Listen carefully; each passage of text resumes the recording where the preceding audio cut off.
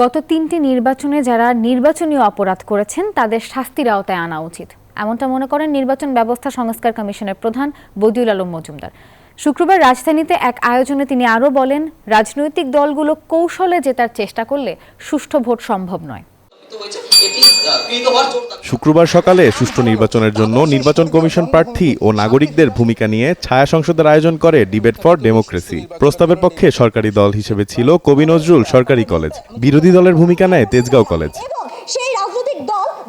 ছায়া সংসদে পূর্বের নির্বাচনগুলো নিয়ে ইসি সমালোচনা ও বর্তমান নির্বাচনের প্রেক্ষাপট উঠে আসে তরুণদের কণ্ঠে। শিক্ষার্থীরা তাদের যুক্তি তুলে ধরেন নির্বাচন ব্যবস্থা সংস্কার কমিশনের প্রধান ডক্টর বদিউল আলম মজুমদারের কাছে। তোমার ভোট দেওয়া লাগবে না, তোমার ভোট হয়ে গেছে। মানুষ পক্ষে আমি ওই জায়গা থেকে চলে আসতে বাধ্য হয়েছি, ভোট কেন্দ্র থেকে আমি ভোট না দিয়ে চলে আসতে বাধ্য হয়েছি। ভোটাধিকার যারা হরণ হচ্ছে সেই জায়গাতে আইনশৃঙ্খলা বাহিনী সরাসরি পদক্ষেপ করবে যাতে একটি সুষ্ঠু নির্বাচন দেওয়া যায়।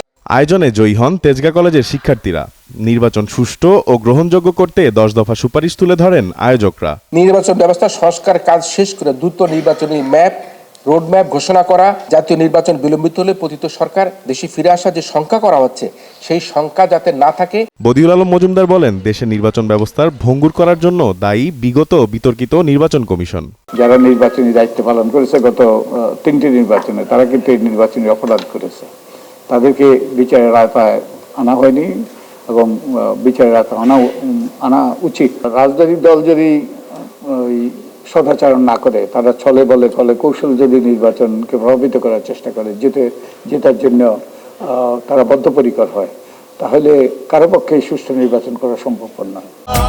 এখন এমনই ফুরফুরে মনে থাকবে সবাই। বসুন্ধরা টয়লেট্রিজ, ফুরফুরে মন সারাক্ষণ। নির্বাচন ব্যবস্থা সংস্কার কমিশনের প্রধান বলেন, ভোটার তালিকা হালনাগাদ নিয়ে কিছুটা চ্যালেঞ্জ রয়েছে। এছাড়া ভোট আয়োজনে ইসির সামনে তেমন কোনো বাধা নেই। 31 ডিসেম্বরের মধ্যে সংস্কার কমিশন সরকারকে সুপারিশমালা দেবে বলেও জানান তিনি।